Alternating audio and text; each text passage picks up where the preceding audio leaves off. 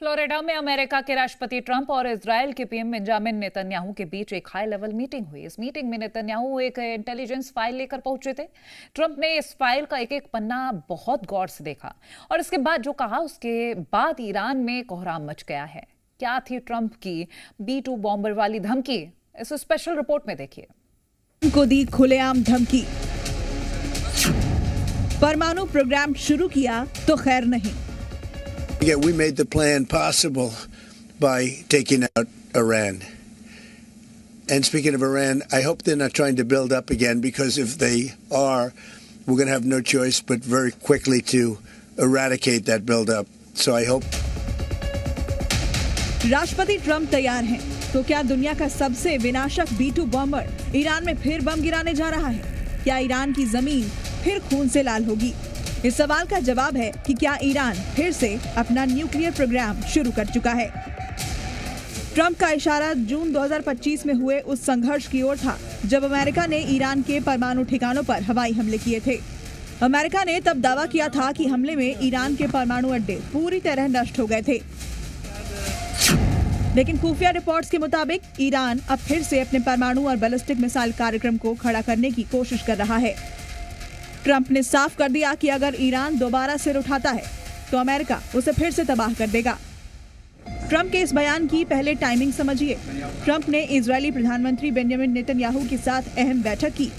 Trump और Netanyahu ने गजा cease fire और ईरान के परमाणु कार्यक्रम के दोबारा शुरू होने पर चर्चा की, जिसके बाद ट्रंप ने दो टूक कहा कि इसके नतीजे बहुत बुरे होंगे, शायद पिछली बार से भी ज्यादा बुरे।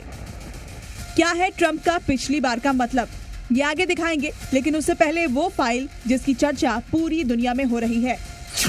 फ्लोरिडा में हुई हाई प्रोफाइल बैठक में नेतन्याहू अपने साथ एक इंटेलिजेंस डोजियर यानी खुफिया फाइल लेकर पहुंचे थे। इसमें ईरान की नई गतिविधियों के सबूत होने का दावा किया गया है। दावा किया गया कि ईरान फिर से अपना परमाणु कार्यक्रम शुरू कर रहा है। जून 2025 में ईरान इजरायल के संघर्ष के बीच ट्रंप ने जबरदस्त एक्शन लेते हुए अपने B-2 बॉम्बर से ईरान को दहला दिया था। B-2 अमेरिका का सबसे आधुनिक और ताकतवर स्टेल्थ बॉम्बर है, जिसका इस्तेमाल सिर्फ बेहद गंभीर और बड़े सैन्य अभियानों में किया जाता है। जून में ईरान पर हुए अमेरिकी हमले में भी इसी का इस्तेमाल किया गया था, इसलिए ट्रंप उसी कार्रवाई की याद दिला रहे हैं। B-2 स्टेल्थ बॉम्बर की सटीक ईंधन खपत सार्वजनिक नहीं की जाती, लेकिन माना जाता है कि B-2 बॉम्बर औसतन हर घंटे करीब 20,000 से 25,000 किलोग्राम जेट फ्यूल खर्च करता है। 37 घंटे की उड़ान हो तो इसमें लगभग 7,40,000 से 9,25,000 किलोग्राम तक ईंधन खर्च हो सकता है।